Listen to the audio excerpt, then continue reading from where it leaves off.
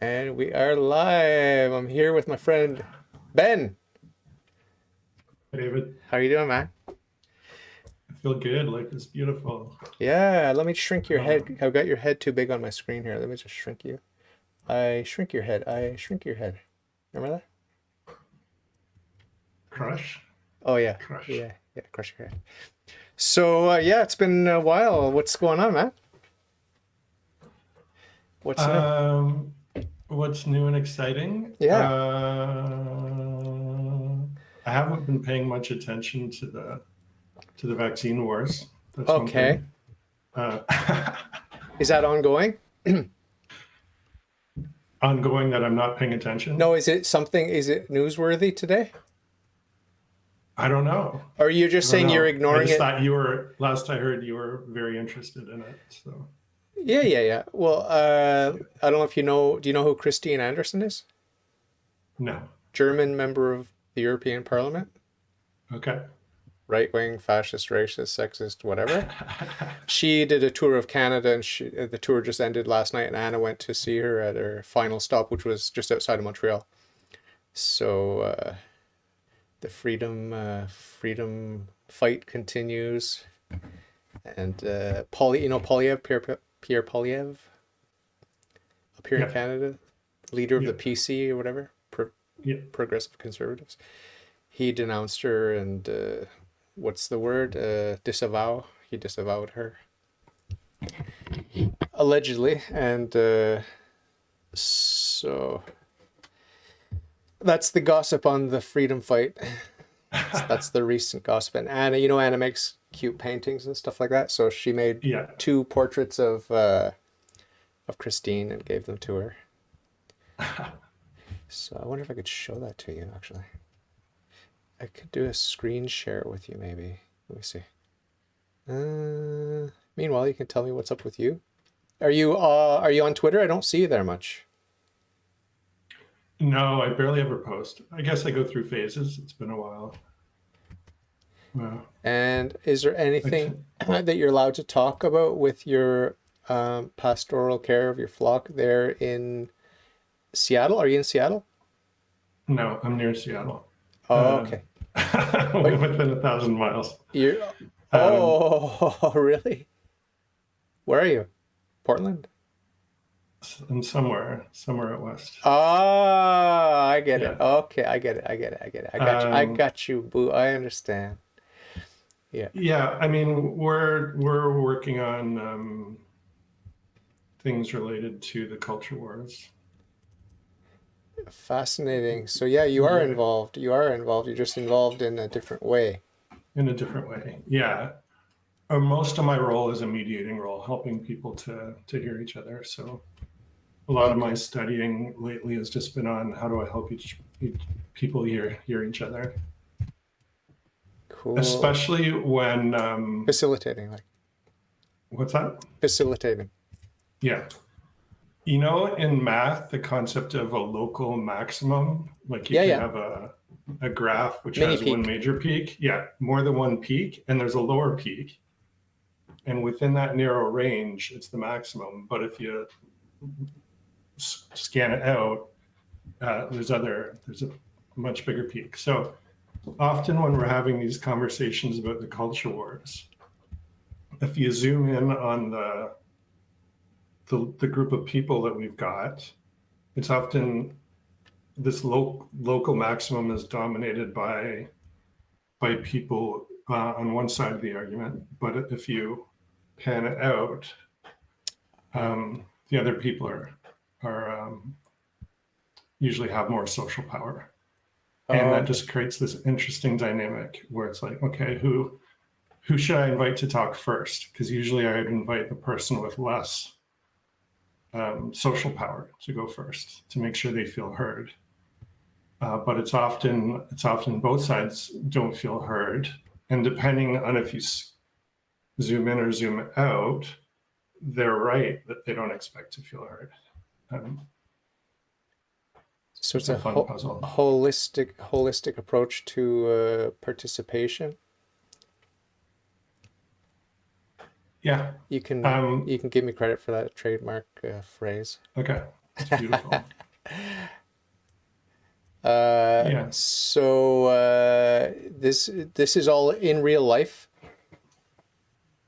Or are you talking about even If you mean social media? in In person? oh yeah, it's either in person or on Zoom.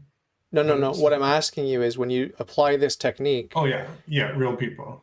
it's with real people in the real life community, or is it like, Yeah, people who know each other. Yeah. okay, you're not reaching out to like, well, this guy on YouTube I listen to, he says this and that, and you're not dealing with all that crap. No. You're dealing with real people in real relationships and keeping it organic and Yeah, it's really interesting when people love each other, but they disagree. That adds a nice flavor to the conversation. no kidding. Yeah, we should learn how to enjoy that. Learn how to enjoy that disagreement, because what's the alternative? Just think logically about it. What's the alternative to not agreeing about everything? The alternative is we agree on everything. Yeah. So it's unlikely to happen. You know that right away. And and is it useful? Like, I mean, in this world where we are not, from my perspective, it's a fallen world and we're not in heaven yet. Hopefully we're going to choose to go there.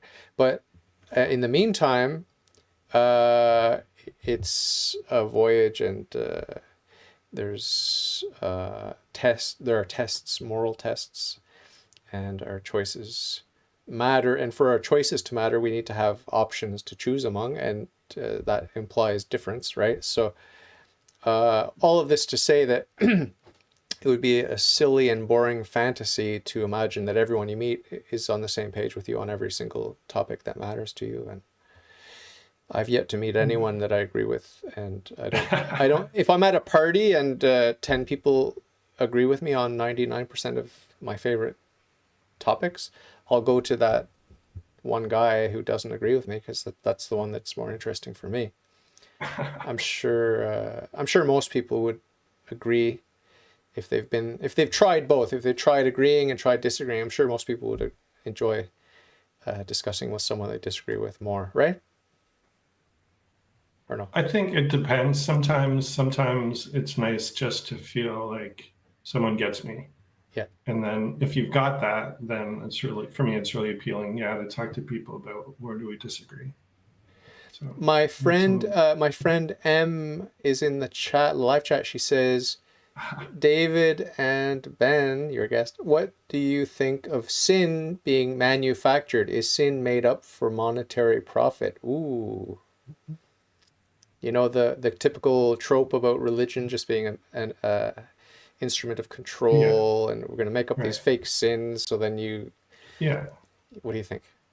Well, there are some grifters who will try and persuade you that you've got a problem and they can provide the solution. So there's some grift going on, and I think really clearly some decisions that we make separate us from our holier selves. My answer is probably different, because my religion is different, but basically I think that sin is actually defined as choosing a lesser good over a higher good. So you've got two goods, think of it like two paths, two options of which way could I go. I could go this way or that way. So this path is narrow, it's difficult, self-sacrifice, it's painful, it's long, whatever, but it's the right thing to do. The other path, it's convenient, it's quick, it's easy, it's right there, it's here and now, I get pleasure in whatever. And so sin is very, very, very, very real, because we often know that the hard path is the right one, but screw it. I don't have the energy, I'm tired, I'm fed up, whatever. Let's go for the easy choice, which is selfish and I get pleasure, right? So sin is very, very, very real. We don't need to make up sin. We don't need to manufacture sin, because it's just always there moment to moment. You always have the easy, selfish, lazy option available to you. Always have that. And I often choose that because I'm weak and selfish and stupid. So God help me. But yeah, I don't think there's really a big need to manufacture sin. So do you agree with anything I said there, man? Yeah, Yeah. sure. Well, I would say I don't know if I would use the word sin for if you choose the second best option. That's still really, really good. I might reserve the word sin for something Okay. worse. Okay. Yeah. Okay. Well, if this is, yeah, this is, this, what you just articulated has a technical name in Catholic theology. It's called probabilism. Okay. Like it's where like, um, you know, we have to give the benefit of the doubt. Like even if someone isn't, you know, striving at maximum 100% effort to, you know, to always choose the higher good. And, you know, there's some cases where it's like a close second. It's okay, whatever, we can overlook it. This is called probabilism, and it's, you can, the danger or the counter argument against taking that position is that it's a slippery slope, and then it's just like anything goes. Eventually, just anything goes, and we can justify anything. So that's the danger with it. The positive side of that approach, though, is just that it's more natural and it's less rigorous and it's less legalistic and pharisaical, and you know, just it embodies more the spirit of the law rather than the letter of the law. That approach that you outlined, where we just organically assess, like it's not actually a big deal. And we do have that in the Catholic Church. We do have the, you know, the difference between a venial sin and a mortal sin. So when I make my little selfish choices every day, I'm not actually worried that I'm going to hell because of them. And I don't have to confess them. I do confess them because I just think it helps to get more grace, for more strength for building virtue. But you don't have to. It's recommended to confess your venial sins. But my point is, it's not like I'm not going to lose any sleep over it. So as with most things, it's like both and we just need to look at the question in context, and it's nuanced and blah, blah, blah, blah, blah, as opposed to like, no, we can't take that view because it's a slippery slope. So I would never say that. I can't say we can't take your view. And it's actually the more practical and more reasonable view, right? It's more realistic and Yeah. everything. Yeah, I think a lot of people try to be perfect, and you end up with extremely good people with extremely low self-esteem. It's just not good. Joyless, dour, Yeah. and we're supposed to be like children. Jesus said we're supposed to be like children. How many children do you know that are perfectionists and uptight and depressed? Yeah. Well, today lots, but back in the good old days, there weren't that many. Yeah. Yeah, I think it's good to have one area of your life where you're a perfectionist. Yeah. It's a helpful skill I to have a and good it feels area. really good. It's called Yeah. selfish self-indulgence. I'm really good at it. I'm kidding. I could have said anything. I could have said procrastinating. I'm good at that. I'm good at lounging, being lazy. I don't know if you want to incriminate yourself live on the most popular show on the internet, but do you have a sort of a pet vice? Like, are you lazy, gluttonous? You like to oversleep, overeat? I would say I go through phases of playing different games. For a while, for a long time, it was chess, where I can just play a long time. Okay. And then I regret it. I'm like, wish I'd spent some of my Saturday playing or like reading a book instead of. You should have been playing checkers. It's a much better game. Kidding. So that's probably my my addiction. It's probably games. Oh. Where I sometimes play a few hours longer than is enjoyable. Yeah. I understand. I think the basic underlying vice is time wasting, self-indulgent time wasting. Yeah. It used to, for me, for a while, it was social media, and then I got bored of that. It got bad enough that it got boring. It's toxic. I mean, I just use Twitter to meet people. I've met a few guests there and stuff like that, but it's pretty dark. It is pretty dark. You know, just like people complaining, and they're complaining about this and they're complaining about that. And it's fun at first. Like I honestly thought it was fun listening to because everyone on my Twitter is like conservative and Christian. So they're complaining about the left, and it's funny, at first, but it's just like it's the same complaints over and over again, and it's like, what's changing here? It's not funny anymore, you know? Yeah. When I'm talking with people about the culture wars, sometimes I really like people who have nuanced views or can see as much good as there is to see in all sides. But it's also helpful to talk to the extremes on both sides, because sometimes they have picked up on something. They've gone down this road that no one else has gone down, so they've noticed something. Cool. So I like having all three of those. Yeah, it's a spectrum. Dialogue. Spectrum, for sure. It's a bell-shaped curve, so you've got a lot more people in the middle, the normies with their stupid opinions, and then the really good opinions and the really bad opinions are few and far between, right?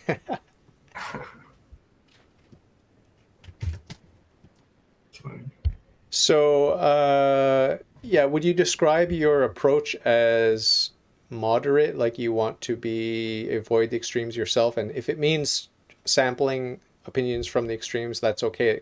That can fuel or enrich your moderate position? That's what it sounds like. That's what it sounds like. I don't think of it as moderate. Ambivalent, when you've got strong opinions that contradict each other. Ambivalent, some people use it to mean moderate, you don't really care, but etymologically it means you've got strong opposing opinions. Yeah, well, the poles could be different distances apart in different ambivalent people. Yeah. You're extremely ambivalent or moderately ambivalent. Are you moderately or extremely ambivalent? Yeah, so like in the culture wars, I fully 100% believe in paying attention to who has the least power in the room and learning their perspective and noticing who's not in the room. And I also 100% think that some people who do that are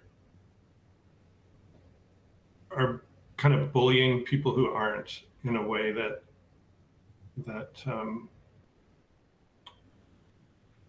is concerning. Can you give an example? I don't catch that. Oh, you don't know what I mean? Like, you're talking about forced inclusivity or forced to cater to the lowest. I'm talking about inclusivity. Yeah. Where someone says, to the men in the room, have you noticed you're dominating the conversation right now? Notice for the last hour, men have talked for 55 minutes and the women have talked for 5 minutes. That I 100% support naming that. And sometimes someone will say, men, you need to be anti-oppressive, and you can do that by using this particular vocabulary. You need to use these words and phrases. And if you don't, you're causing harm.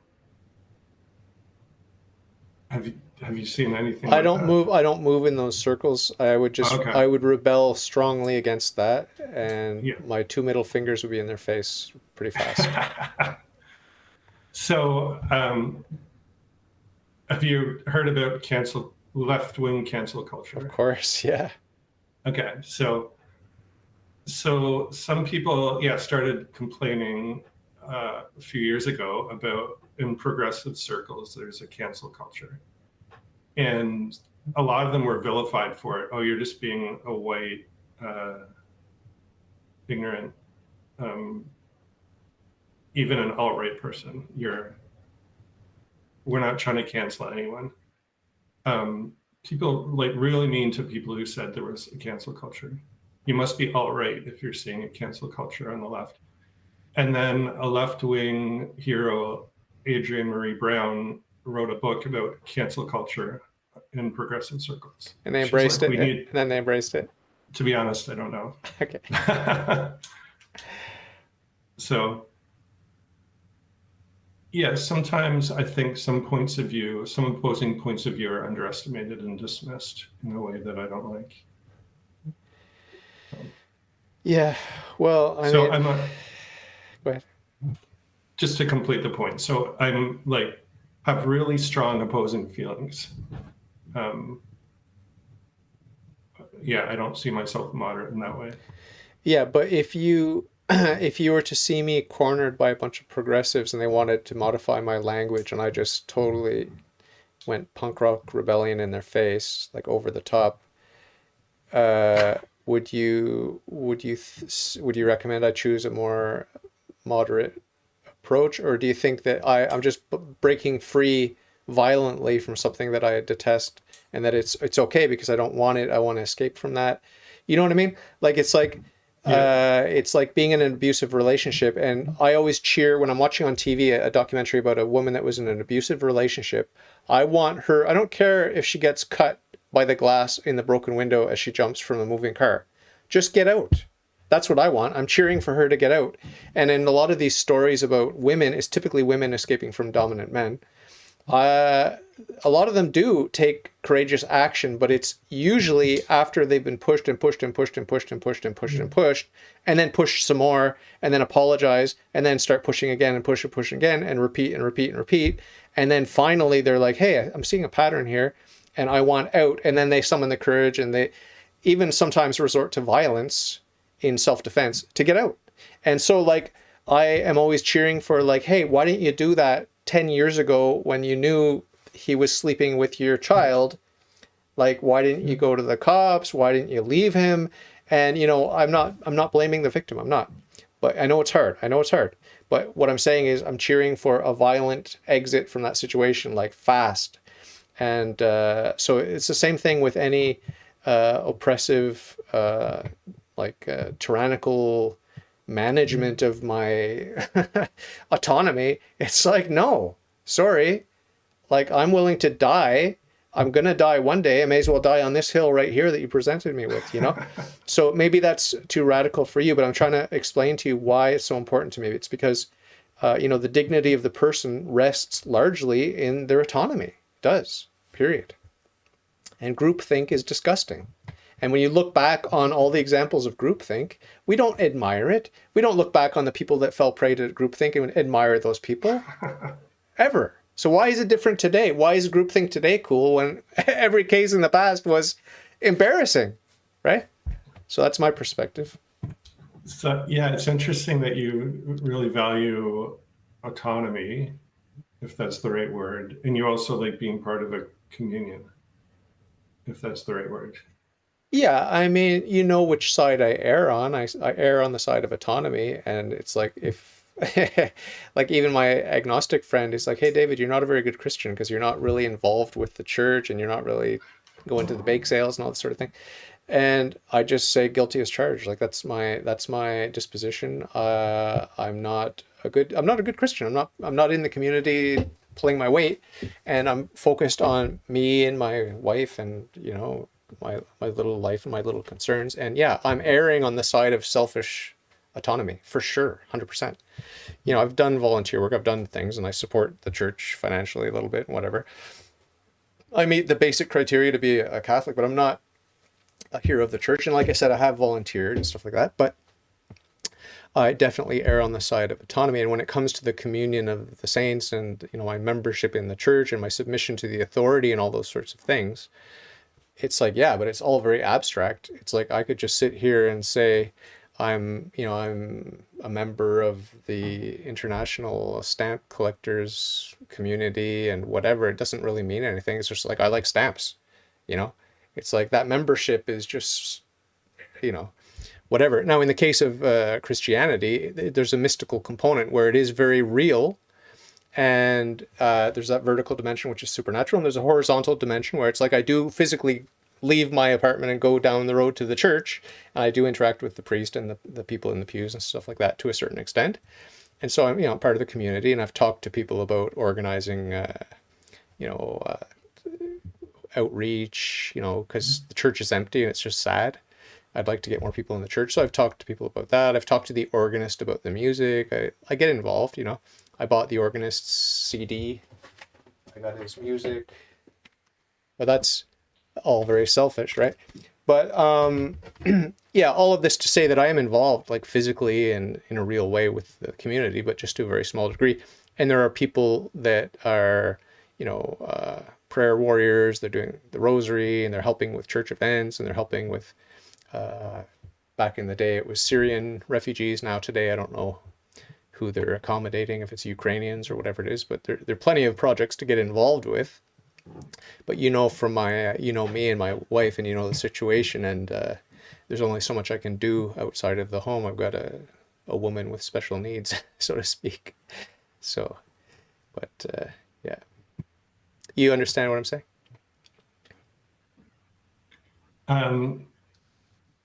You do some things. You mean about the whole thing that you just said? Yeah, well, the whole thing about being, things. because you said, well, you like autonomy, but you're part of this community. But what Yeah. my response is, I'm not as involved in the community as I should be.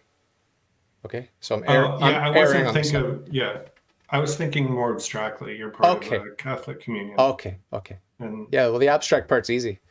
Like I said, yeah, it's like if I like stamps and I say I'm part of the stamp community or whatever, it doesn't mean much, yeah, right? yeah, But there is that prayer life that I have and the sacramental life that I have that gives a reality to the vertical dimension, the supernatural yeah, dimension.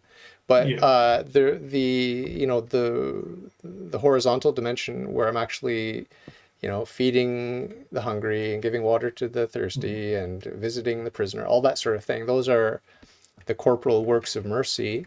They are necessary to be a Christian. Like, you have to walk the walk. You can't just talk the talk. Like, I got my podcast. I do a lot of talking. Okay, I do a lot of talking. this is That your mission. those are this is there are spiritual works of mercy too.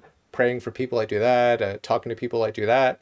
Yeah. But the corporal works of mercy are pretty much laser focused on my wife. And you've known me for like 27 years, 28 years, whatever it is. So you know how important it is to me to take care of my wife. Yeah, And that is a corporal work of mercy, by the way. yeah. Sometimes when people talk about really valuing autonomy, it goes to like forgetting that you depend on things outside yourself. And you don't do that. Yeah. Oh yeah, I'm very much aware of the interdependence and my place in the different communities and the responsibilities and what I'm doing and what I'm not doing. And I have a spiritual journal that I told you about where I'm keeping track in 15-minute intervals of everything I'm doing. Oh, cool. And just as an examination, the Socratic motto, know thyself, or whatever that was from the Oracle at Delphi or whatever it was, know thyself. And it's painful. It's very painful, but I think it's necessary, journaling and stuff. You were part of a journaling community online, weren't you? Live Journal? Oh, live journal, yeah. Yeah, back in the early days when people were really posting journal entries online. Yeah. That's Back amazing. when it was a naive and innocent world. My friend M asks, what about the Anglicans changing the Book of Prayers to be more inclusive? How does this make you feel? Well, you discussed me, but how does it make you feel, Ben? I'm not aware of this. So they don't want to use he for God. They want to use they, them, and they want to change our father to our parent number one or whatever. Well, I have a question. Like am I understanding right that in the Bible there's some gendered language for God where As like mother, where there's yeah, for sure. God is the source of everything. All the created goods reflect God, including mothers, fathers, sisters, brothers, children. So yeah, there's nothing missing in God. That's for sure. Nothing good. And yeah, God is a mother. God is my mother for sure, 100%. But we say he rather than she for a good philosophical metaphysical reason, which is that there's no potential in God. God is not receptive. God is not passive, because the feminine is passive and receptive. This is how this is how reality is, right? If you look at the generative, marriage act or whatever, a man and woman coming together and the body parts fit together in a certain way. And even if you look socially at how men behave versus how women behave, back in the good old days anyway, it used to be very much the guy seeking and the woman choosing and selecting, and you know what I mean? So there are feminine and masculine attributes in the biological species, and passivity, receptivity are feminine, and just the very fact of being a material being with potential, that is a feminine thing, and that's why the noun for soul is a feminine word in Latin. It's a feminine. We have a feminine soul with respect to, because our souls are feminine with respect to God. So this is why we can. That's why I can say that I'm the bride of Christ, right? And it's not some kind of gay thing or a trans thing. It's like I'm the bride of Christ. I'm not the bridegroom.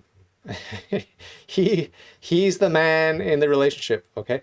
And it has nothing to do with sexuality. It has everything to do, however, with intimacy, right? But sexuality is a separate thing. Sexuality is a metaphor or an image of, or a type of, or an analogy of the generative power that is God's love, his creative love. So the Holy Family here on earth, we had Jesus, Mary, and Joseph, and then, you know, up in heaven we had, even before creation, we had the Father, Son, Holy Spirit, and the creation that flows from that, the generous, loving, free giving of self that is entailed in the triune God. That's where the intimacy is at, and that's what heaven is, entering into that life and participating in that creative, generative life. Okay, so when we talk about a man and a woman, and you're like, hey, that chick's hot, I'd like to get together with her, and all that sort of thing, it's a very cheap imitation of what's happening in the Trinity. You see what I mean? So I just was out last night. It was freezing cold, and I see lineups like men and women, young men and women, trying to get into a bar. It's freezing, and they're barely clothed, like no hats, just wearing their indoor clothes because they left their coats in the car to avoid paying a hat check or coat check, whatever it is. And you know, we know why there are men and women lined up, mostly men lined up to get into this bar on a freezing cold night. We know why. They want the intimacy, they want the love, they want that, and it will manifest itself if they find it. It will manifest itself sooner or later in many and probably most cases. It'll manifest in man and woman coming together and producing a child. So this is all a shadow and an analogy for the productive power of God's love. I think like there's a lot of power in the gendered language and the imagery. So I think you lose some by getting rid of it. And yeah, I think it's good to play with it. Like how does it feel different if we use she here, if we use they here? I think we can learn more. I think a lot of church history was shaped by a culture ruled by men, and so it's helpful to play with the language to see, can we get closer to the truth? Yeah, it would be interesting to read the feminist, if that's even a thing now, I don't know, but you know, or whatever it is today, the woke interpretation of the Gospels, for example. And I mean, I'm sure I'd be cringing the whole time I read it, but I would be willing to go through that pain to see if there are any gems in there, because I don't doubt that there are gems in there. Just like if I hand my Bible to a Scientologist, I'm sure they'll come up with something interesting to teach me, right? That's true and good and holy and Catholic, right? I'm sure. So yeah, we have to be open. We have to be open for sure, and not rigid and closed. Yeah. That's what I've I been think. thinking about what you described as what active penetrating versus receptive nurturing. You've been thinking I've about that been on your own time? Yeah, I've been thinking. Well, I've been thinking of like yin and yang, using those words to describe those energies Cool. or those behaviors. I just read a book, Why Men Hate Church, Cool. and they said in the old days there was the image of Jesus as the Lamb of God and Jesus as the lion, and you'd have both of those, and then at some point, I don't know if it was around the 17 or 1800s, the Lamb of God became more popular, and men stopped going to church. and ministers got a reputation um, for being feminine. Okay. Okay. And so the guy in this book, he said, if you want men to go to church, you need to bring back the lion, Jesus Cool. the lion. Yeah. Well, that's what the rad trads are Um, doing. The whole right-wing Catholic movement, they're definitely on that macho masculine energy vibe. Like there's so many seminars, how to be a man, how to be a manly man, how to be a strong manly man, and all that, which I find cringy. I mean, I'm not into it, but I mean, if you're hungering for that, if that's what you need, that's what you want, then you got plenty of people ready to sell you their supplements and everything. Go for it. But yeah. it doesn't appeal to Well, me. I want more lamb. I want more feminine. That's what I want. You know, and that's I would say I've done a lot of exploring in that direction, and which now I'm direction? curious, the lamb direction. Oh, okay. Okay. And now I'm curious, how do I want to bring in more lion in my life? Cool. Wow. I can't wait to see that. That's going to be interesting. Wow. You probably won't want Yeah. to talk to little old me after that. You're like, who's this little Nah, fruity guy with the long hair? come on. I think it's an interesting question, and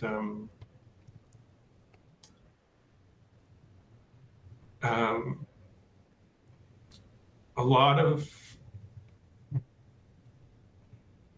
part of the culture war in my circles, part of the culture war is talking about the importance of relationship, and this book about why men hate church, it said, um, speaking in generalities, women tend to like relationship more than men, and men would rather be focused on doing things. And that's a total generalization. But if you go into any church, and you compare the facilities team to any other committee in the church, it's usually the facilities team dominated by men, and most other committees dominated by women. It's my experience. So it's a generalization, but in a way it plays out. And this guy said, if you want more men in church, make more of your missional work, active stuff. Like instead of saying we're going to build relationships with our neighbors, you say, let's organize a fix-it service for our neighbors. Let's clean their gutters and fix their eavesdrops. That's cool. So I've been thinking about that. Yeah, well, this is all very old-fashioned talk, right? Like, I mean, in terms of the woke progressives today, they want to have their cake and eat it too, and say these gender notions are just social constructs. But, you know, out of the other side of their mouth, they're acknowledging, like, hey, look at me. Do I look like a woman now because I put fake boobs and lipstick and long hair? Like, it's like, well, is that what a woman is? You know what I mean? Like, so they're confused. You know, I'm just speaking very fast and loose here and in a derogatory way toward the whole woke movement. But you get my point. There's a lot of hypocrisy where they want to have their cake and eat it too when it comes to what is a woman, right? They want to define it and they want to not define it and they want it left ambiguous, but they want to like penalize you if you cross the line and you don't understand the rules of the game, and they want to move the goalposts and everything in between. Yeah, and an interesting piece I learned recently. Apparently, in the military, there's a thing where a lot of men will refer to women as females, Okay. and a lot of women find that really offensive. You know, when you refer to me as female, you're missing out on a lot of who I am as a woman,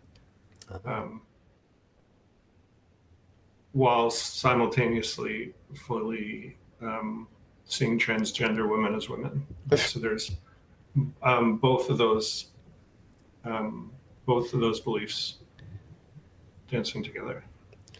I would say there's a lot more to a transgender woman than there is to a real woman in between the legs. There's a lot more than you bargained for. It's good. Good classy humor. Good classy mature humor. David. Good mature. It's that's the way I see it. That's the level of respect that I think the transgender LGBTQ movement deserves. That's the bar. The bar is there. Childish humor. They don't deserve any more respect than that. I mean, I'm talking about the movement, the ideology. The humans deserve respect. I wouldn't make that joke if you were pretending to be a woman right now. I would respect I love your you. mental I illness love you, enough. I would David. respect your mental illness enough. Do you find it rude to just sort of brazenly classify these people as insane the way I do? Because I think we're all insane in different ways, so I'm not uptight about it, right? Like if someone said you're insane, I'd say, yeah, I'm insane in these particular ways. You're insane in those particular ways. Let's help each other to heal. It's not like I'm I way up on think some ivory tower looking down my nose at these insane LGBTQ plus people. I think one reason so many teenagers are now identifying as trans or non-binary is one reason is there's less cultural requirement to fit a gender role where men have to be this way, women have to be that way, and also people are having fewer kids, so there's less importance to procreate. People, I think, for all of humanity, people have found puberty to be a really intense experience, and now people are just like, this puberty experience is not who I am, and the direction I see it going is not who I am, and I wonder if people are using different language for an experience that a lot of people have had, like developing the male sex drive is really intense. And, is this helping me to be more who I am, or is this distracting me from my essence? And some people are using different language to say, this is not part of my essence. Yeah, well, Origin, he's not a saint, and one of the reasons he's not a saint is because he chopped off his external genitalia, right? So that's one of the many reasons why he was not canonized. But he's a genius. He was a genius, but he got a lot right. He was also a universalist later in life, so that scores points with you guys, but not with the Catholic Church.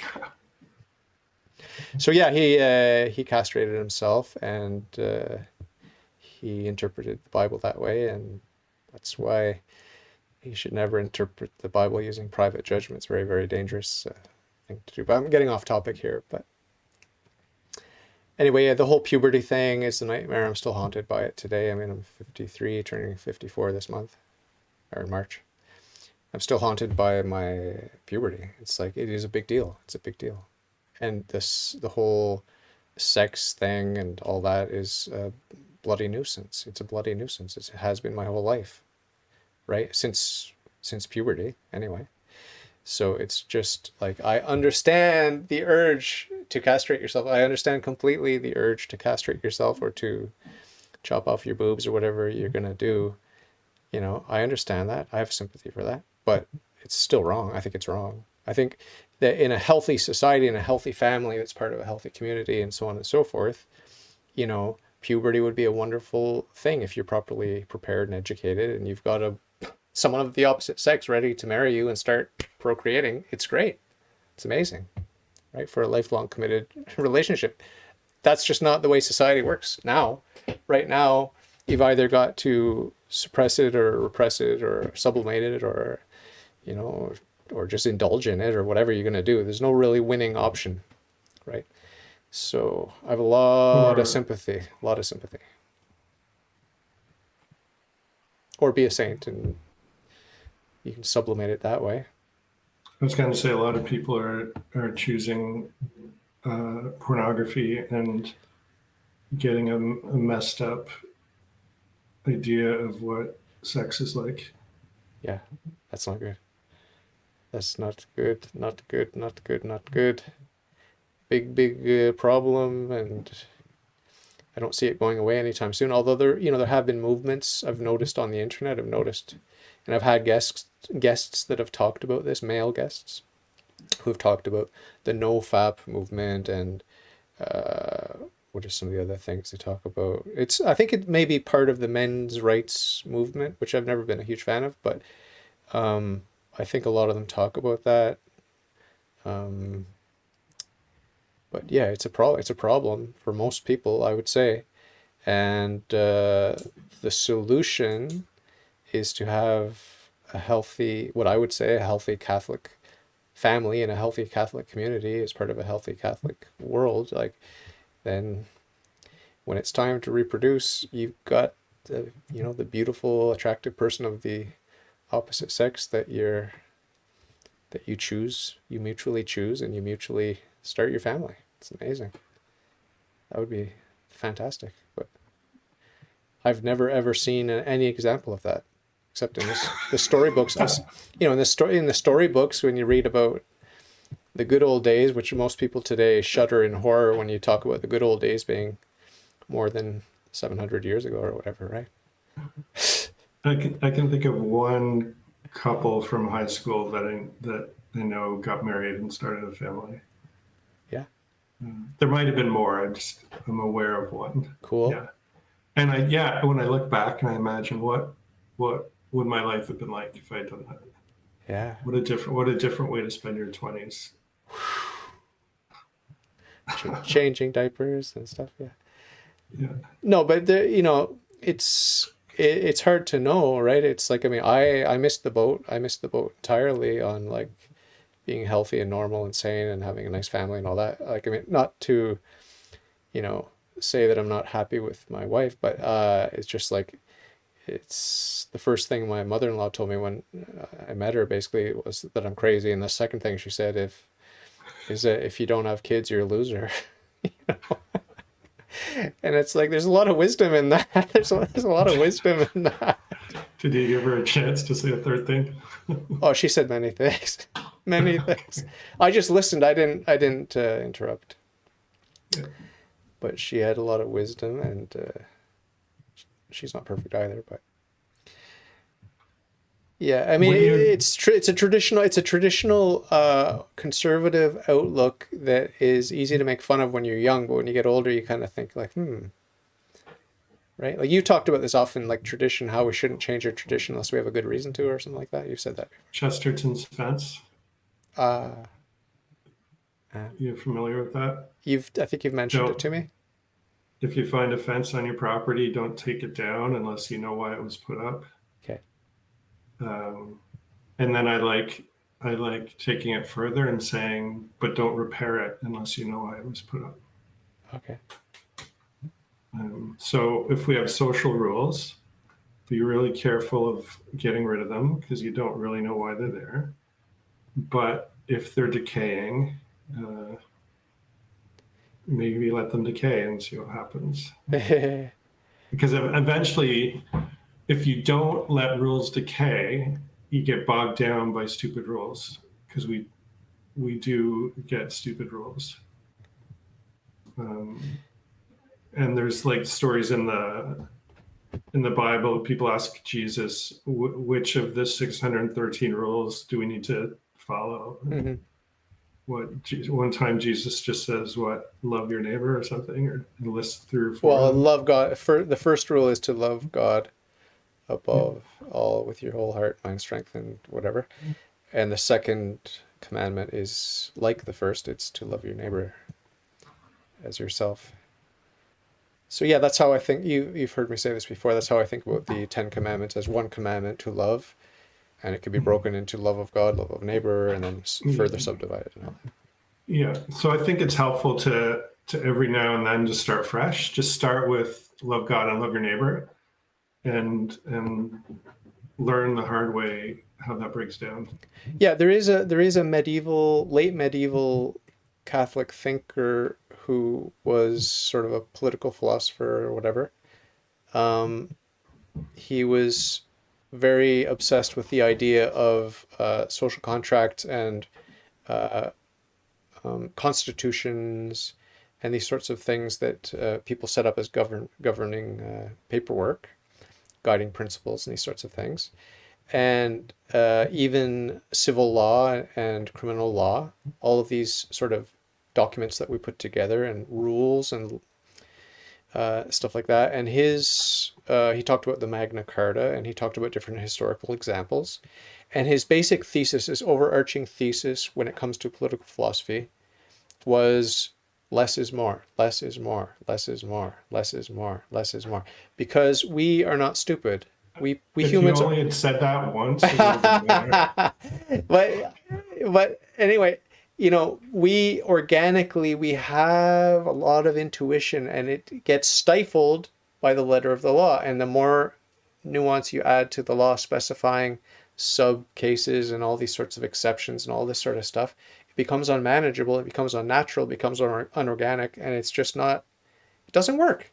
So have your broad guidelines, have your general principles, have a couple of specific things where necessary, but don't overdo it. And this, he gives examples where throughout history, we like adding stuff. Like I drive around Montreal, it's like, why did they have to add a stop sign here? Why?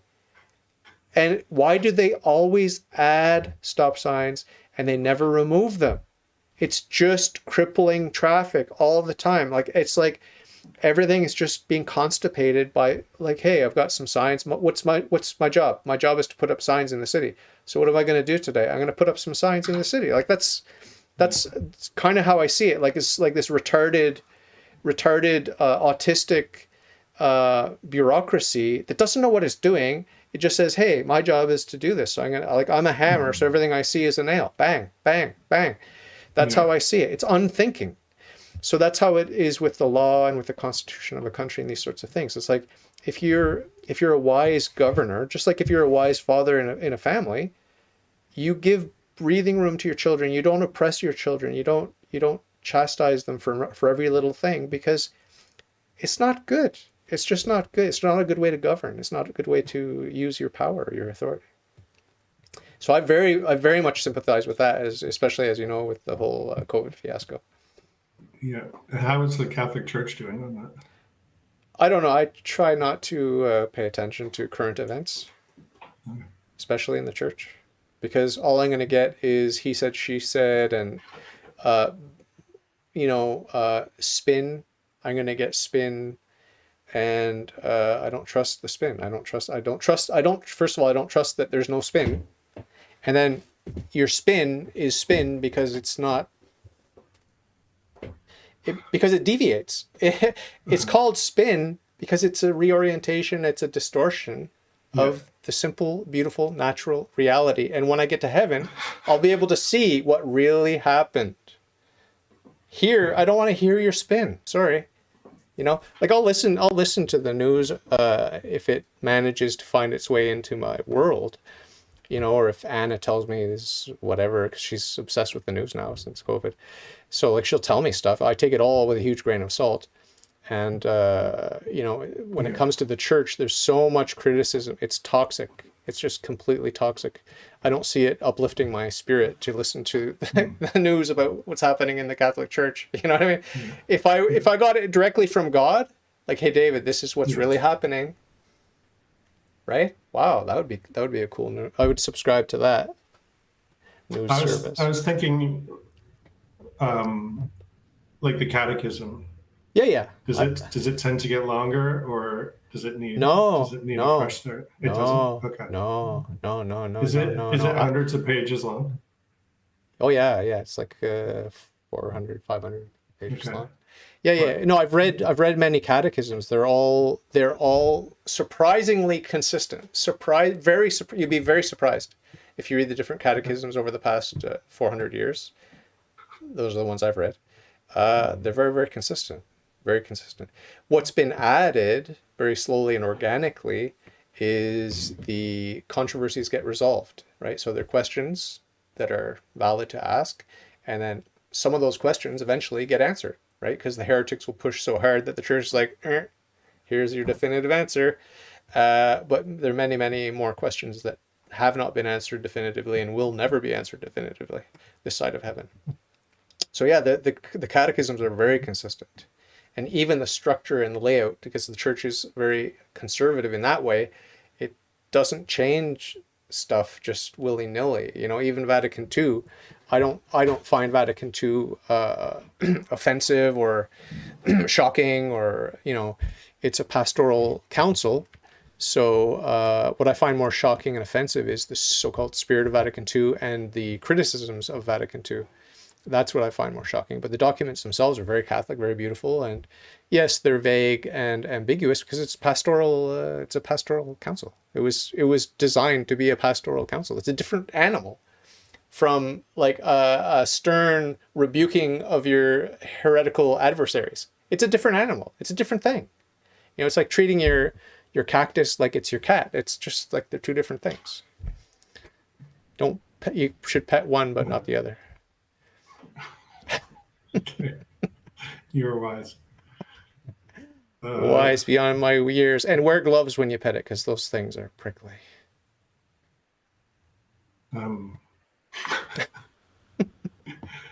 Yeah, what you said about not trusting the gossip. I once was talking with a news guy at CBC, and he just said if you knew how the stories were chosen, you wouldn't listen. Seriously? Like, and he didn't tell me how the stories are chosen. Right. He just left it at that. Left it to your imagination. Yeah. So in my imagination, I'm like, oh, even if the story you tell is important, it's still, you've left out other important stories in order to shape what I pay attention to. And do I trust your selections? Why would I?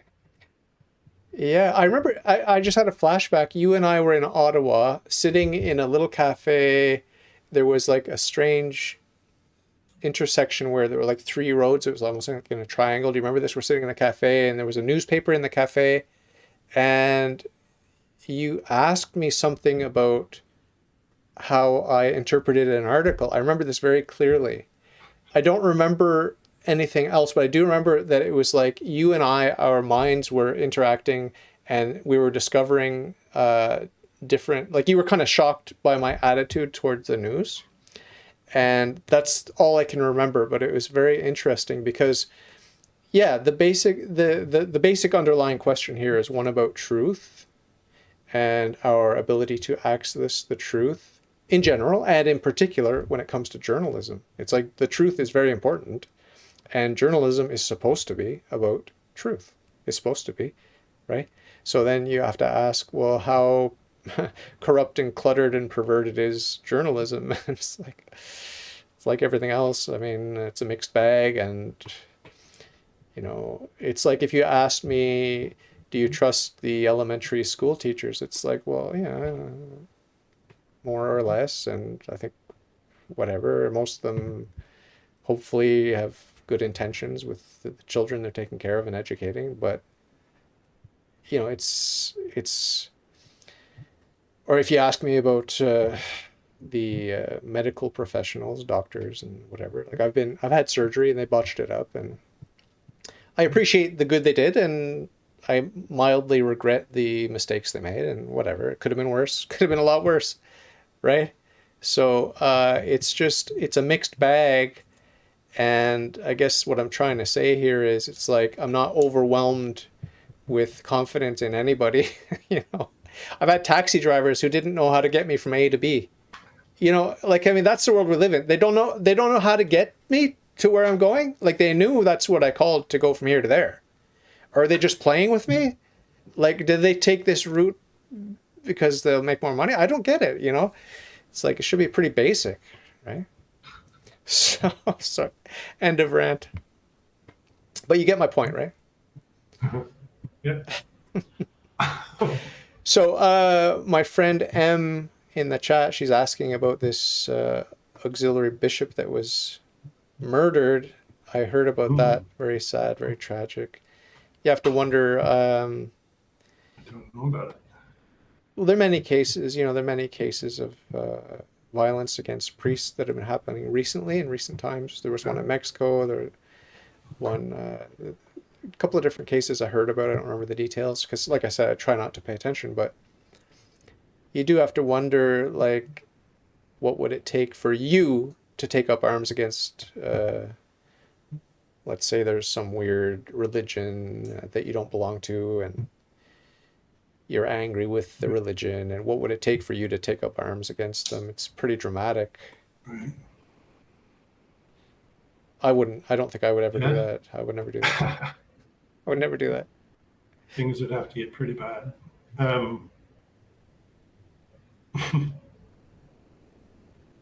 yeah, I don't know. Would you take up arms against Chat GPT? No, I would just ignore it. I'm very much, you know me. I'm open, and I like people to explore and do their own thing. And I'm not scared of AI. I'm not scared of, I fear God because God has real power and He's in control, and He's going to judge me. And Satan can only do what God permits Satan to do. So Chat GPT might be an instrument of Satan, but Satan is an instrument of God. So it's like Chat GPT is an instrument of God, period. I don't care what you tell me. It's like same with all these nasty politicians. They're an instrument of Satan who's an instrument of God, period. Right? So how much sleep am I going to lose over that? None. Right? Like if God sends me some bad guy to, rape my wife and then kill us both, He's permitting that for a good reason, and it's like it's not going to be fun. But hopefully He'll give me the strength to deal with that if that happens. I don't think it's going to happen, so I'm not worried about it. But that's the thing about this life. It is a trial. It is difficult. If you read the lives of the saints, it wasn't easy. It was painful. It was challenging. They had to make difficult choices, and they had to suffer. And that's like, I don't know if I've told you the story, but I've said it many times about Saint Teresa of Avila, I think it was, who was on her way to meet her bishop or whatever, and it was raining, and her horse and carriage got stuck in the mud, and she came out to try to get the wheel unstuck, and she fell in the mud, and she said, "God, why do you treat me like this?" And God said, "I treat all my friends like this." And then she realized it's like, oh, yes, okay. So yeah, okay, God. Thank you. Right? Gratitude.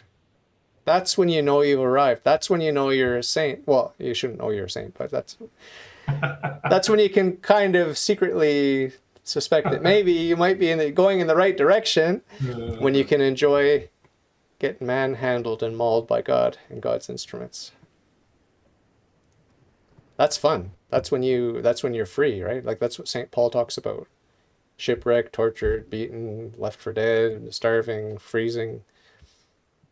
He's bragging. He's boasting. You know what I mean?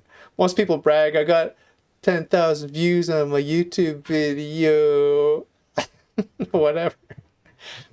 The saints boast about their sufferings. The Victim Olympics. I want to honor, was it M's question? It was about the bishop. And yeah, you said, I don't know if it was a question. She just asked, did we hear about it? and your take on it was to raise the question, what would it take for you to...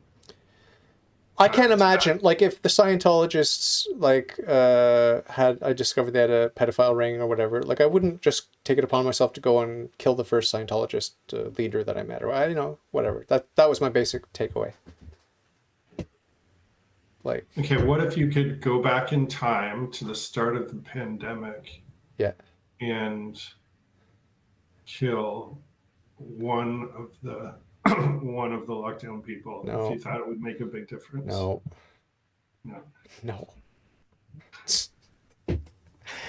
Come on, Ben, give me a harder challenge than that.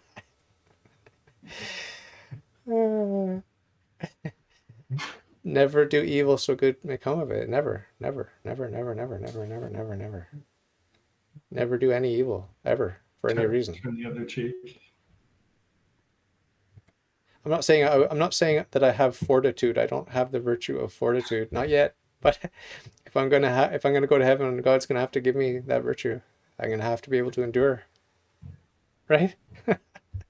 That's what I got to look forward to. I often think about, my feet are very tender. My feet are very, very tender. The undersole of my foot is incredibly sensitive and tender.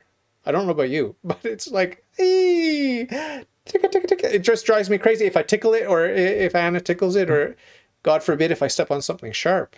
Like, oh my God. And I often think about martyrdom. Like if I were torturing someone, if I were to torture me, I know where I would go for. I'd go for the soles of the feet. And actually, one of the recent young saints who was canonized, he was just a young man, they sliced up the bottom of his feet. So I think about that, I think about that, how tender and delicate I am and how much I hate pain, and how that might be in my future, I'm not being tortured and killed for my religion, but pain, a lot of pain. There's a lot of pain that could come my way. There's a lot of pain that might come my way. And I don't want, God, I'm not challenging you to send me any. I've got my little tiny aches and pains like we all do growing older, like back pain, whatever. Yeah. God's going to challenge you. He's going to tempt you to support euthanasia. Really? Yeah. That's easy. That's too easy, God. Send me a harder challenge, because I will never support euthanasia. I'm talking about for yourself. No. The time will never come. I highly doubt it that I'll be like, maybe I should kill myself. No, I don't think so. You can check in with me later in life. The pain will never be that intense. Well, my goal is to love pain. That's my goal, is to love the pain, right? Like Saint Lawrence, when he was being barbecued, he said, flip me over, I'm done on this side. That's the goal. That's the goal. It's not to go for medically assisted suicide. It's to say, flip me over, I'm done on this side. That's the goal. And I know for a fact it won't be me. It'll only be if I die to self and Christ lives in me. That's the only way it's possible that I could resist the pains of torture. So I think that's why God has given me a nice, cushy, easy life for now, so that I can realize the full extent of my weakness and how delicate and frail I am. I think that's what it's all about. You don't think about these things? About your relationship, well, the relationship between suffering and salvation. You don't think about that? It's a very Catholic thing. I think that pain can lead to finding God, but not if you use it strategically. Yeah. It's always, I think it has to be a passive resignation to the will of God, not like, I love you, God. I love you, God. No, I'm not, and I'm not tempted. Believe me, I'm not tempted to go that route. And it's not recommended. It's not only not recommended, it's forbidden, right? So, but there's plenty of pain that just comes our way. Plenty of pain that comes our way. What's the most you've suffered so far? Oh.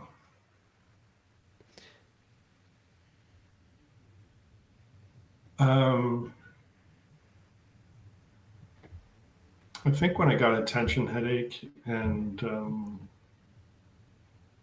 didn't make time to exercise, and I just felt incredibly uncomfortable and in pain all day, and I was like having a nervous breakdown too. So it wasn't like on a scale from 1 to 10. It wasn't intense. It was just a long time. How long? All day? No, a few months. Saint Ben. No, I'm saying, it wasn't intense. It was just uncomfortable, and I wasn't really functional. And okay, it was never so bad that if I saw you, I wouldn't feel good. Okay, that's good. But just, you should have phoned me up. You didn't let me know? I guess not. Or maybe you did, and I just didn't care. I didn't care. Can't feel your pain, Ben. Sorry. Yeah, I've been lucky. Yeah. It's a lot of us in the Western world have been lucky. I wanted to ask you, I know I've asked you this many, many times. I've asked you this many, many times. I'm going to ask you again. And and it's not white guilt. It's not white guilt. Okay. But why did we mistreat and mislead the Aboriginal peoples of North America? Why did we do that? And why is it okay? Or It's are not okay. like what was it just like in the moment we just took advantage of them and then we feel bad now? Or is it like just like we're superior to them and we're gonna take what's theirs and we're gonna kill their buffalo and like just no mercy Yeah. because they're savages and we need to civilize them, like, and the Catholic Church, I mean, the Catholic Church, I would need to look into what they taught. I'm sure they saw the dignity of the native peoples. I'm sure they valued them, and we have native saints here like Saint Kateria Katitwa or whatever her name is, Mohawk saint here. So I know, there is there's some good wisdom, I'm sure, to be found if I dug into it from the Catholic perspective. I just haven't done so. But from your non-Catholic perspective, just as a white man in the Western world, like without indulging in white guilt, just an honest assessment, like what happened and what can we do about it? Like, Yeah. So part of it is just the generic way that groups of humans behave. We just tend to expand and justify doing it. So that's part of it, is just generic human behavior. We expanded onto this continent and justified it with the doctrine of discovery and other attitudes. And then what specifically to like Western European culture made us feel justified? well, we hear stories about the tribes in Africa killing each other, and then the Europeans came in and brought progress. And we hear about the Palestinians killing each other, and then the Europeans and the Israelis or whatever they're called, Jews, came in and they like made a paradise out of a swamp or whatever the story is. And advancements in technology and life is better, and everyone, given the option, everyone would choose the Western advanced technocracy because it's so much better and more convenient, and we have indoor plumbing and all this sort of stuff. So you can hear these arguments, and then out of the other side of their mouths, these same liberal elite whites in the West will say, but we have to reduce our carbon footprint. It's like, well, can you choose one, please? Like, can you choose a lane? Like, do you love the noble savage way of life? If so, try it out, do it. And if it's better, we'll all join you in hunting and gathering, right? Because it's just better. Mm-hmm. It's better. Or is this the technology and all the mod cons and all that stuff, is this lifestyle better, right? And come what may, with the whole doomsday thing and carbon dioxide and whatever, like all those talking points, it's like, let's just go for it, because we're not gonna we're not gonna subscribe to the primitive hunter-gatherer lifestyle. We're just not gonna do it.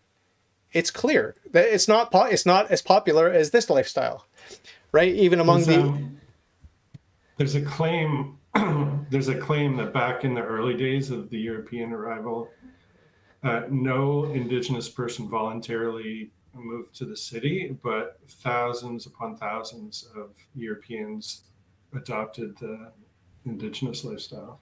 Really? That's no the claim. way. Yeah. Wow. And Wow. I'd be interested in hearing more about it. And Yeah. I imagine that the early Europeans who were here, had a really bad quality of life, and like they didn't know how to stay warm in the cold, for example. So I think part of it might be that, but there are some, there's some real Puritans that came over. It might not have been so fun to be part of the European culture. Mm-hmm. So I wonder about that. Yeah, but in terms of the dichotomy that I've set up for you in this thought experiment, where we can go one of two ways, like low carbon footprint, or which I don't think people are going to opt for, or keep going come what may.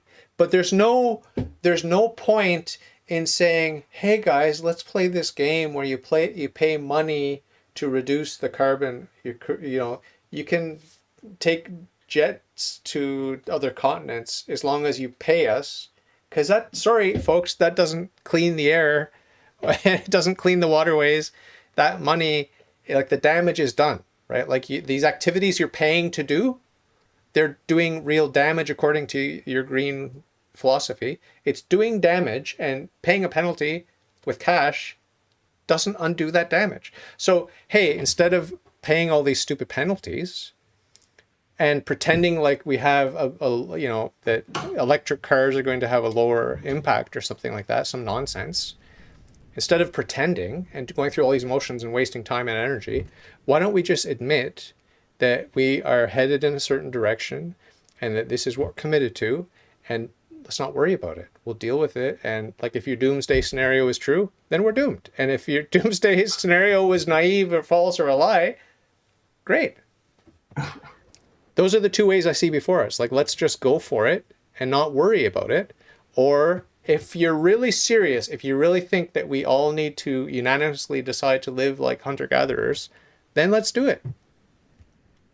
But with most scenarios where you need complete unanimity and voluntary consensus, I've got some bad news for you. It ain't gonna work. It ain't gonna work.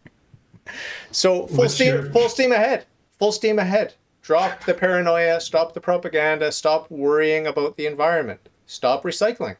Unless you personally want to start a business where you recycle and you can convince people to give you their stuff to recycle. Maybe you can pay people to give you their copper and you can recycle the copper, for example, right? But why are you imposing this nonsense when it's not going to save the planet if your doomsday scenario is correct? Like, how many times do we need to go past the tipping point before you realize that they're crying wolf? Do you support nuclear? Yeah, sure. Why not? So what's the direction we could go? I support nuclear. Yeah. I mean, I'm not a libertarian. I'm not a free market capitalist. I don't have any economic model in mind. But when it comes to wasting time and energy with some stupid, scary story, it's like, buzz off. Buzz off with your stupid, made-up story, right? Just buzz off and leave me alone.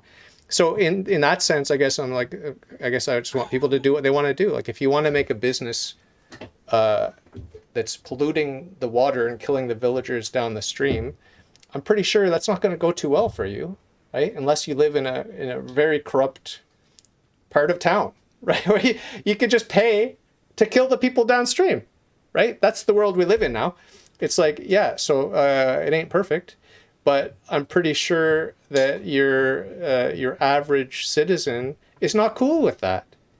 Like, hey, that rich guy with the factory, he just killed another village. Most people aren't cool with that, right? The problem is that, and now I'm going to sound like a small government guy again, the problem is that we just have nanny state that says they're taking care of it, so I don't need to worry about the villagers who died. I just read about it and then turn the page and read the sports section. We're not involved in the community. So I'm not proposing any real concrete solutions to the tyrants who are making money at the expense of the people who live downstream. But if we had a more wholesome society, then it's just like, there aren't many people that would sleep well at night knowing that this factory is killing people, you know? So what's your take on all that?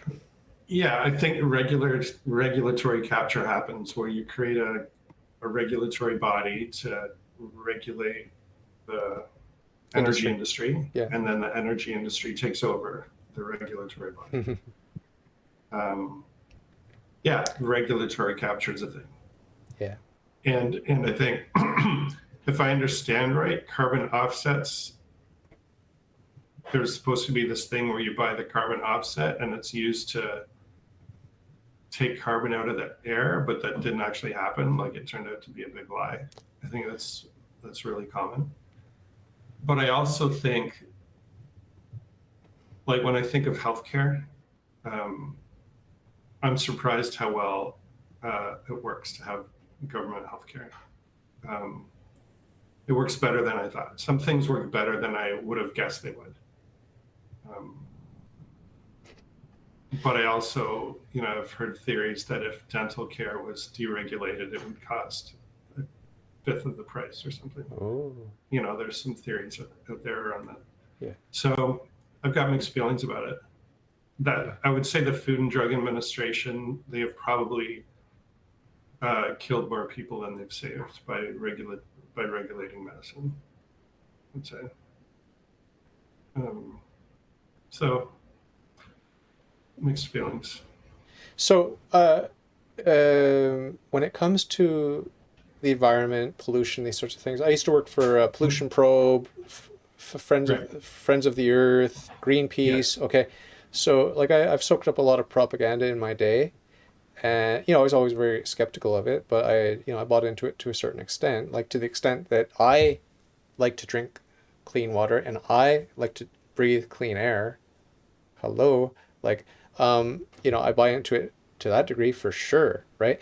So when it comes to doing any activity, like I was thinking the other day, I had a bunch of oil I put down the sink, and then I thought, oh, what would be a good antidote to all this oil that I clogged up my sink with? And I thought soap. So I put dish soap down the sink. So I had all this oil, all this soap, and it's like yin and yang, bang, problem solved. Okay. So I was thinking about that. How many tons of oil are we putting into the environment? How many tons of soap? And does it just magically balance where it's just like, or is there a surplus in one direction where it's like, and all of these things are such a delicate balance in the ecosystem, and it's so wonderful when you have God on your side and when you're not worried about it. But if you didn't have God, you might tend to worry about all these balances and potential imbalances. And so I'm not worried about it, but it is fascinating to think about that. Like I think about Ohio, East Palestine, and the disaster with the vinyl chloride and all these sorts of things, and how just how our planet is able to recover from all kinds of ecological disasters that we've lived through, Chernobyl and these sorts of things. And of course there was devastation and death and disease and all sorts of stuff. It's undeniable. But on the other hand, in spite of all the dark side of it, it could have been worse when if you were to think about the disaster and then think about the capacity for healing and recovery of our planet. I tend to be surprised at the healing capacity of the Earth, right? So, do you feel the same way? Like it's surprising? It's amazing. How much we can get away with? I really like Kevin Kelly's book, Out of Control, where he talks about systems. For example, talking about how prairies are very different from year to year. Different species thrive from year to year. Cyclically, like a 20-year cycle or something? I guess some things are cyclical, but not necessarily. Okay.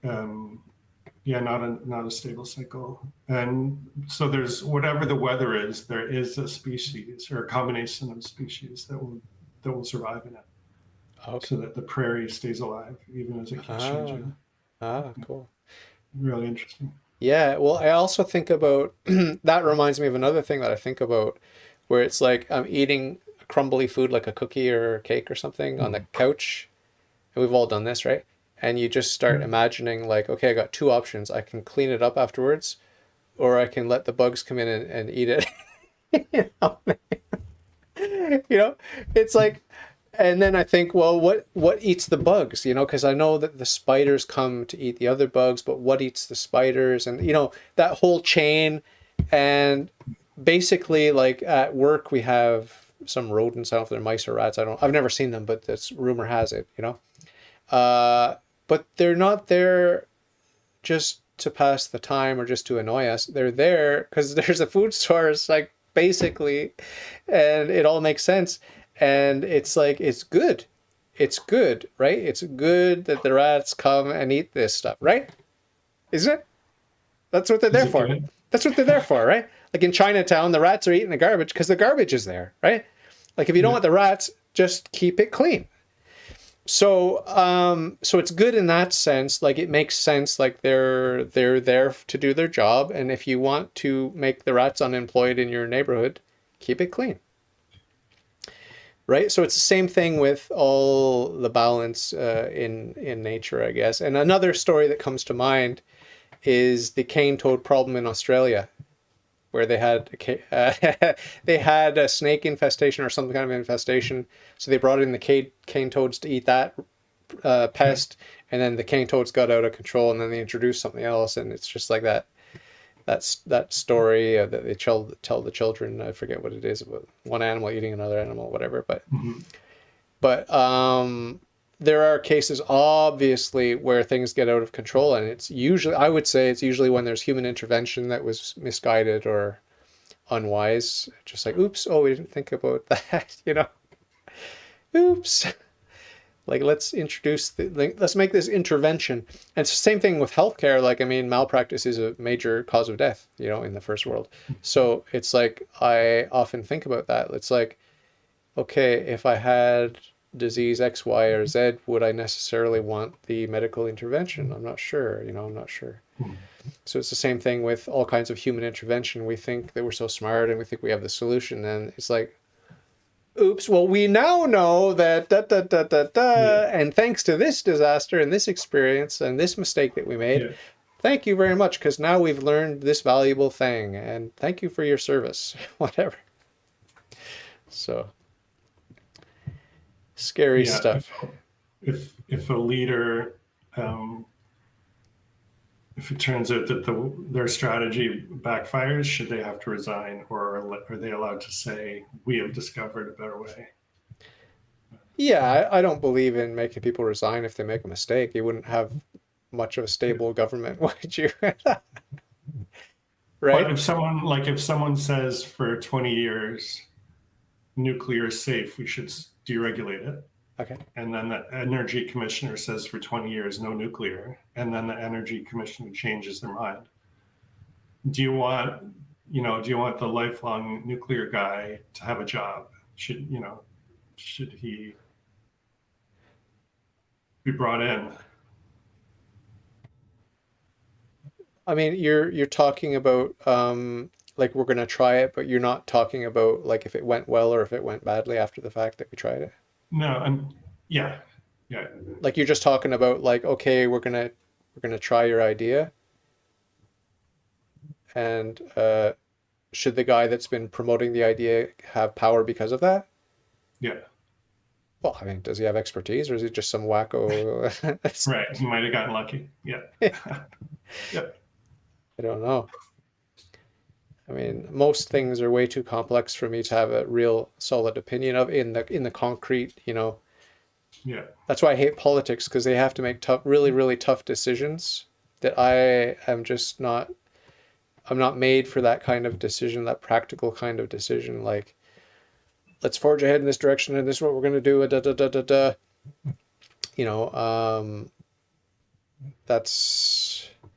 That's a pretty. That seems like a very manly profession, being a politician, like taking practical concerns into consideration and then deciding which course of action to take. It's like basically a military commander, right? Like, if you're a good politician, that's basically what it is. Right? Yeah.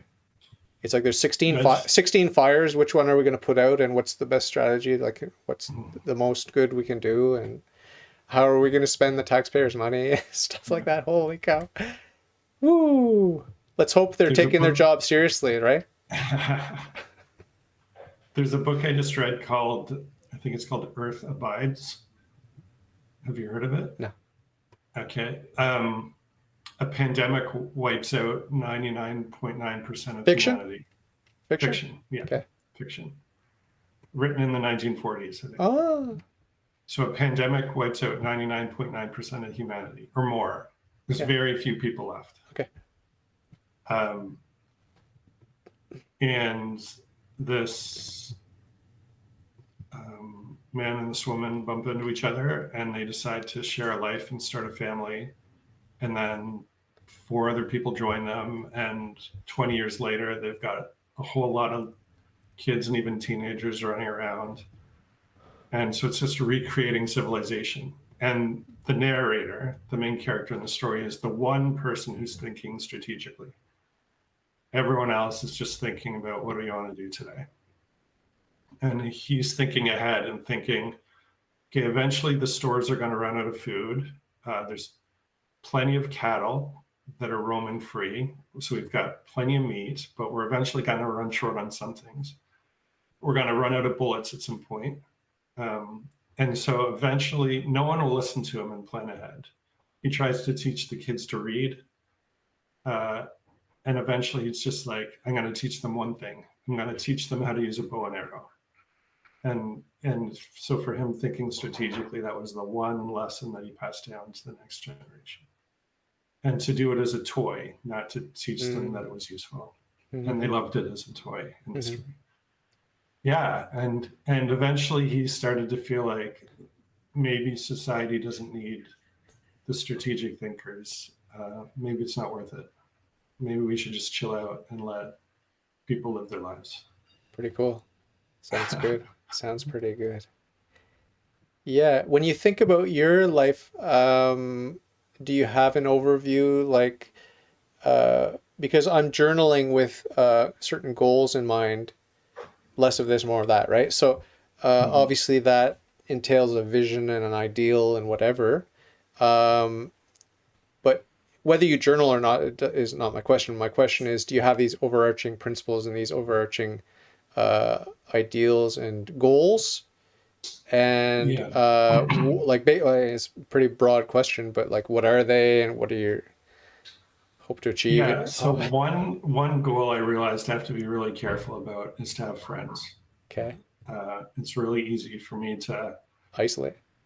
Yeah, to just play a game all day. And because we moved a lot, I don't have like long-term friends where I live.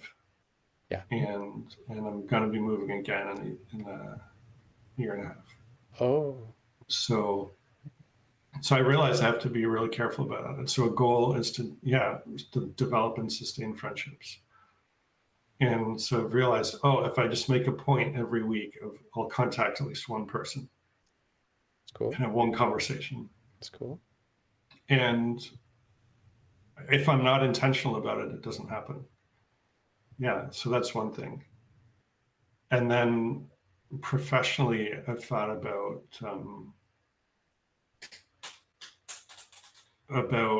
how can I help us with a way forward in the culture wars?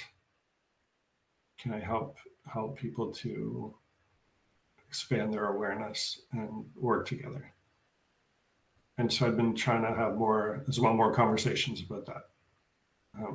Like, will I eventually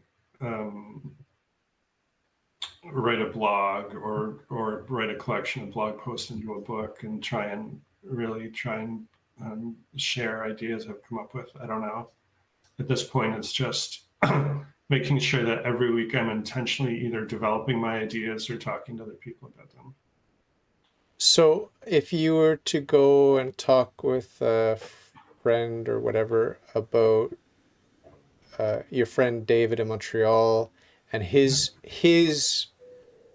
attitude toward the culture wars, you say plural? I say culture wars, yeah. Okay. How would you characterize my attitude to your friend? And I'll see if it strikes me as a true assessment of my attitude toward the culture wars. Because you're going to walk away from this conversation with some indication, because you've been talking about the culture wars. Yeah. I haven't been consciously saying, well, my attitude toward the culture wars is this. I haven't done that. But I've been talking for an hour and a half with you, so I must have given you something to take away and then tell your friend, like, oh, if they ask you what's Dave's attitude toward the culture war, you just sum it up as this. Yeah. What would you So say? you're partly live and let live, Yeah. and you're really like sharing your opinion about how there's some like social behaviors that you think are better. Okay. So on the one hand, you've got a side, you've got an opinion that fits with some people, but you're also live and let live, which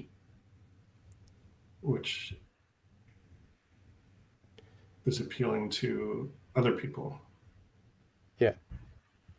Yeah, I describe myself as socially conservative, and economically I don't know what the hell I'm talking about.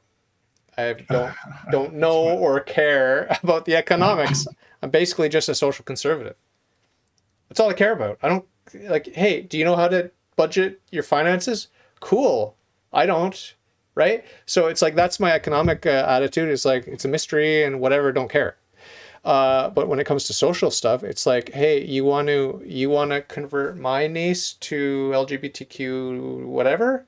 It's like I'd rather you didn't. And like it's a free country, you can do what you want. But like I mean, not on my watch. Like if you're gonna come to my house and talk to my niece about that, what I think is demonic mental illness, whatever, it's like I'm not gonna put up with it, right? But I'm also not gonna hunt you down and kill you or try to police what you do. Like you're probably going to be preaching your satanic gospel everywhere you go, so I can't stop you, and more power to you. I'll be praying for you. But I mean, so it's live and let live, but I've got strong opinions, right? And if and when it's appropriate, I'll step in, you know? Only where it's like within my ken, and even there, like I mean, if I were literally here at my home with my niece and someone's like preaching really hardcore like sex, drugs, and rock and roll stuff to my niece, I would literally tell my niece like, you are literally free to follow this guy's advice. You will choose. I'm not going to choose. You choose, but I'm warning you that what he's selling you is not good. Right? The heroin will feel good the first couple of times or whatever. And, you know, whatever this lifestyle stuff, yeah, sure, it's got its certain appeal of pleasure, whatever, short term. But no, just like you told me many stories, I won't go into details about the stuff you've experienced when you're hitchhiking around, different people proposing different stuff to you. It's like, if I were there, I'd be like, you could do what you want. And you took care of yourself anyway. You took care of business yourself. But it's like, I do believe that you're free to make your own decision. But hey, if you want my advice, stay away from the creeps and don't listen to what they're telling you. Some people say, or make the decision, for example, not to carry a cell phone in their pocket because they can't handle the choice.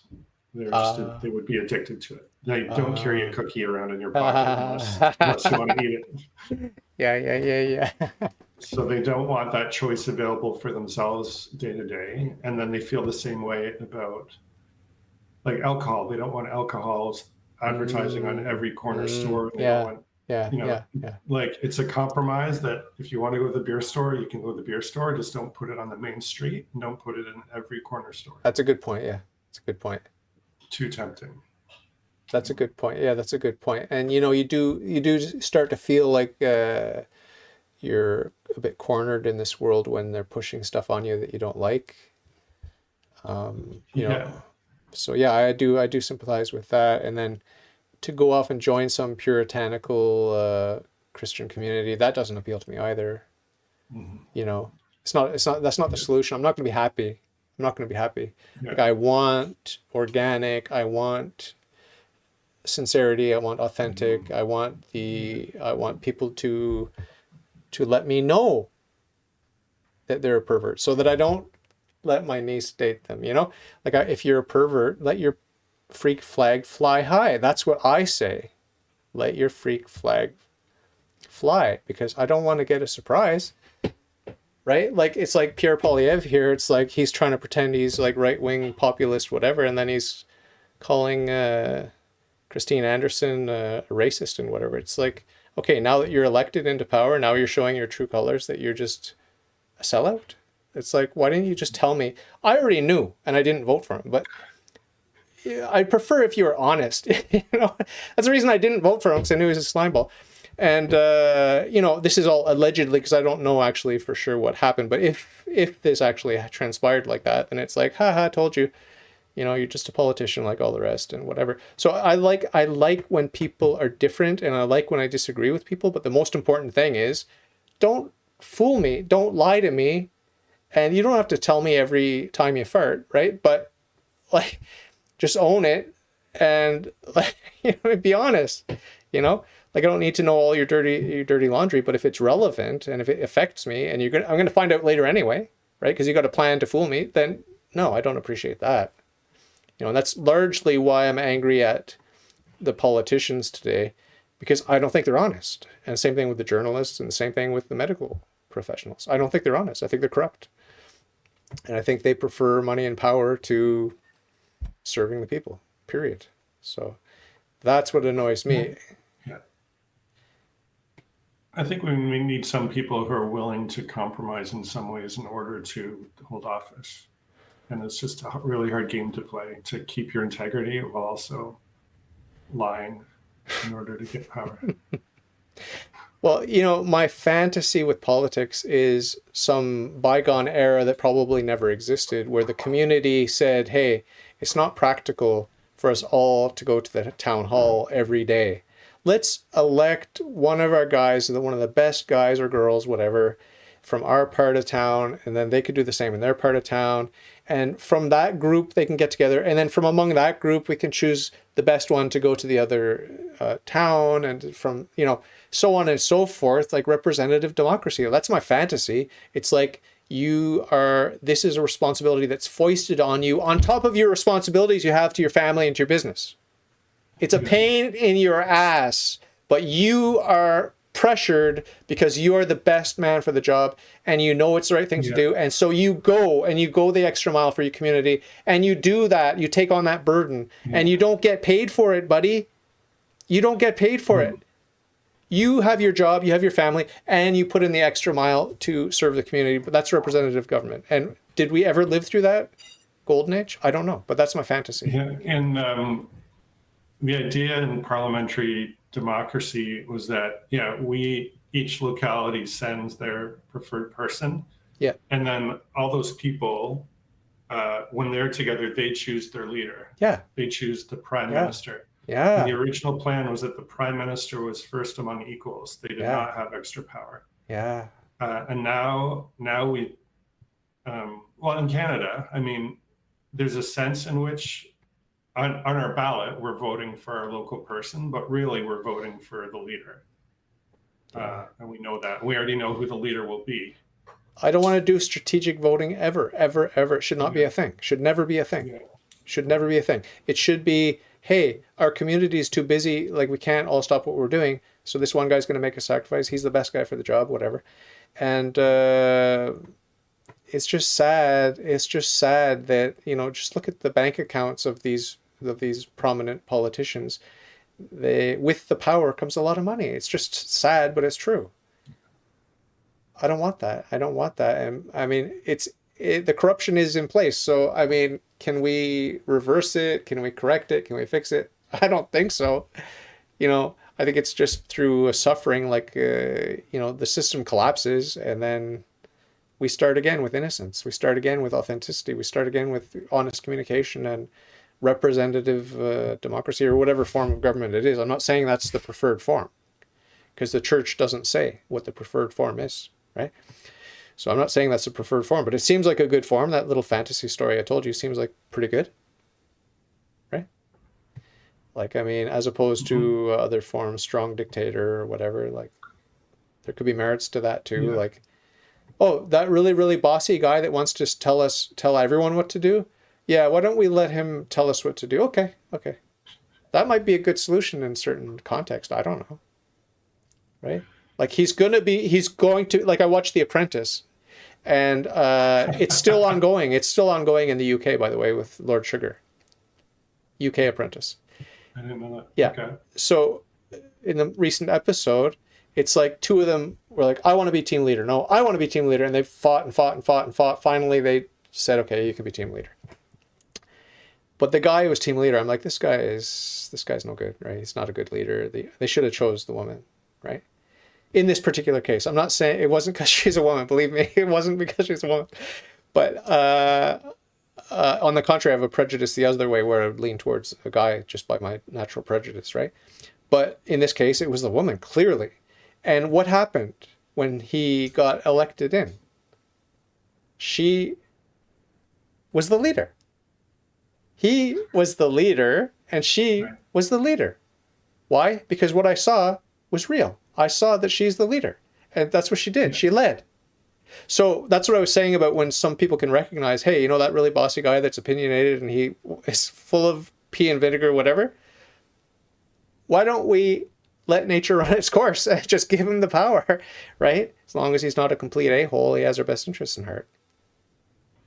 Sometimes you just have to realize that there are people born for a certain task, and it's like, why don't you just let them do it? Don't be petty, don't be stupid, don't be selfish. Just let the natural born leader lead you. And if he messes up, then you got a good excuse to get rid of him, right? But if he does a good job, he deserved it. He or she. It's really fun to be part of new communities where there isn't entrenched power. People still come with social power, but there isn't the entrenched institutional power. And so you can lift up new leaders and it's exciting. Experiment. That's so exciting. I enjoy that a lot. I've never been part of that, but I can fantasize about it. Mm-hmm. Not that I would want to jump into that messy situation anyway, because there's so many ways it could go wrong, right? As I'm sure you've seen. It's also very rewarding. Yeah. To try and share life. Were you ever thrust into power when you didn't want power? I've surprisingly been given offered role and accepted roles that I had no business doing. Okay. Never with power, but just like beyond my ability level. So one time, like when I organized the Canada Day event on campus, I had no business doing that. I couldn't have been one of the 30 volunteer leaders running one area. And they needed someone to run the whole thing. I said, someone told me he would do it if he had a partner. Would I be his partner? And I said, yes. And then he dropped out. Oh! I had no business doing that. Wow. But it was fun and it went okay. You know. Okay. But yeah, I kind of realized at some point in my 20s or 30s that I would just join an organization, mind my own business, be a wallflower. And within 2 years, I would be invited onto the executive team. You know, I'm not talking large organizations. Yeah, I'm talking like the Tall Club or whatever. Okay. You know, so I've tried to be more conscious of saying, actually, don't choose me. Well, why don't you think of that person over there? That person would be a good leader. And so I'm trying to do more of that. Delegating. Relegating. Yeah, I'm infamous. Obviously, I think you probably have figured out by now that I'm infamous for avoiding responsibility in my life. It's like a running theme, running joke. And then you found this podcast where you can be fully committed without the burden of there's zero responsibility. Zero. It's just conversations. And I still honestly, I expect you to just skyrocket. I expect you to have suddenly just have to be making a living doing this. That's really? Yeah. You expect it because you're so invested in it. Oh, really? Oh, Yeah. Okay. And okay. Yeah, you love it and you're smart. Okay. Thank you very much. And caring and honest. Thank you very much. So it's been a pleasure talking to you. We should talk more often. You said you're going to do this once a week with me, right? Yeah. I would love to. Co-host. This is how I skyrocket to fame and fortune. And I'm going to fire your ass. You're fired. I don't need you. Right? Well, Just kidding. All of that was a joke. All of it. But I really do appreciate your friendship. And yeah, I mean, you talk about nurturing friendships. It's like, that's a challenge because of COVID, and that's a challenge just because I'm a little bit antisocial or whatever. And some of my friends in real life, not that I have many, but they say, oh, well, you talk to a lot of people on the internet, whatever. It's not really the same thing. Like with you, I know you in real life, so it's, we can say that we're friends, and it goes back a long time. Wow. till 1993 or whatever it was when we met. So that's quite a long time. But, I meet lots of people and it's fun. And I do consider them friends, like immediately, because I'm friendly and I like people, and I'm not pretending to like them. I do like them. Maybe out of the 300 people I've met over the years, maybe there are one or two didn't really have great chemistry with or whatever, but that's pretty normal. But yeah, there's nothing like a real friendship. Like that's the best, but it is hard in our modern era. But it is cool to be able to see you face to face and hear your voice. Like the technology is good for that. The phone is good too, but it's better to see the face. And being actually in person is even better. Like there's something magical about that organic reality. Same thing when I play chess. I just can't stand to play chess online. Like I just rather sit down in real life. But I think I emailed you. I told you I met a poker champion, or not a champion, but he won a couple of big tournaments and stuff like that. He's a professional poker player. So I thought about you right away. And he's one of the crazy tin hat foil wearing conspiracy theorist, anti-jabber guys that I go to a gathering once in a while here in town. And so he's a quirky character. But he told me that one of the world renowned venues for poker is in Kanawake, Quebec here. okay. Top rated, like people, Wow. big name poker players. And there are apparently a lot of Canadians that are famous in the poker world. I guess you know that. I can name one. Okay, who's that? Daniel Negreanu. Yeah. He's the number one guy, right? He's the number one guy? Last time I checked, yeah. Yeah. But there are a lot of big names like that who say that Kanawake, Quebec is the best in the world. Okay, because it's professional, the dealers are good, the structure of the tournaments is good, everything's professional, lots and lots of money. And I was really surprised because if you've ever been to Kanawake or whatever it's called, it's like doesn't look remarkable, right? Like a lot of tobacco shops and pot shops and stuff like that. But you don't think Is it an indigenous community? Yeah. It's a reservation.